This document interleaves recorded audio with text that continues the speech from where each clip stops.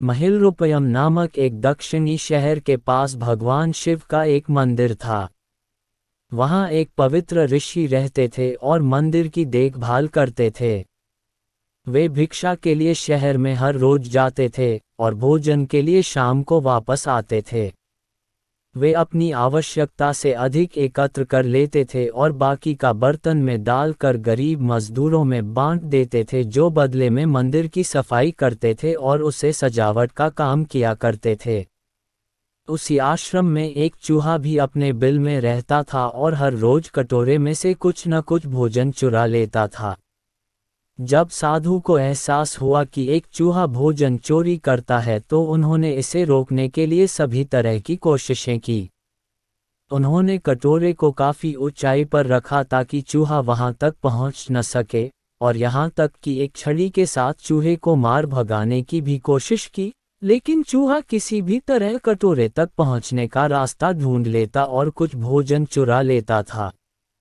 एक दिन एक भिक्षुक मंदिर की यात्रा करने के लिए आए थे, लेकिन साधु का ध्यान तो चूहे को डंडे से मारने में था और वे भिक्षुक से मिल भी नहीं पाए। इसे अपना अपमान समझ भिक्षुक क्रोधित होकर बोले, आपके आश्रम में फिर कभी नहीं आऊंगा, क्योंकि लगता है मुझसे बात करने के अलावा आपको अन्य काम ज़्यादा महत्वपूर्ण लग रहा है।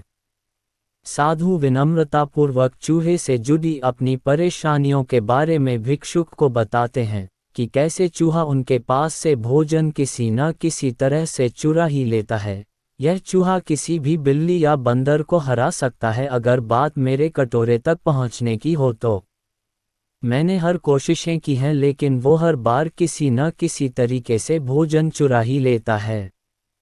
भिक्षुक ने साधु की परेशानियों को समझा और सलाह दी, चूहे में इतनी शक्ति, आत्मविश्वास और चंचलता के पीछे अवश्य ही कुछ न कुछ कारण होगा।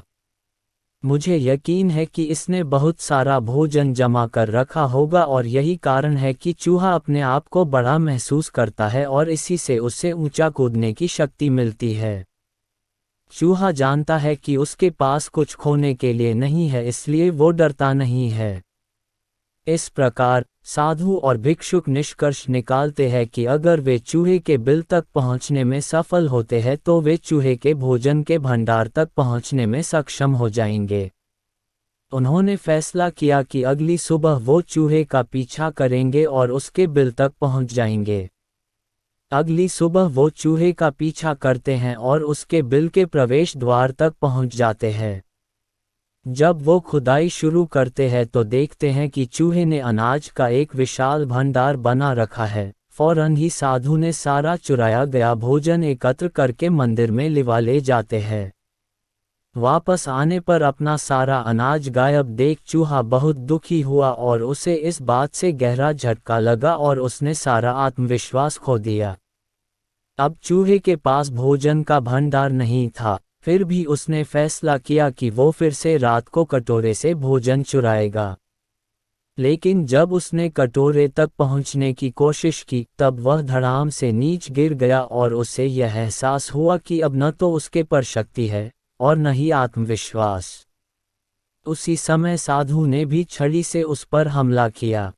किसी तरह चूहे ने अपनी जान बचाई और भागने में कामयाब रहा और फिर वापस मंदिर कभी नहीं आया।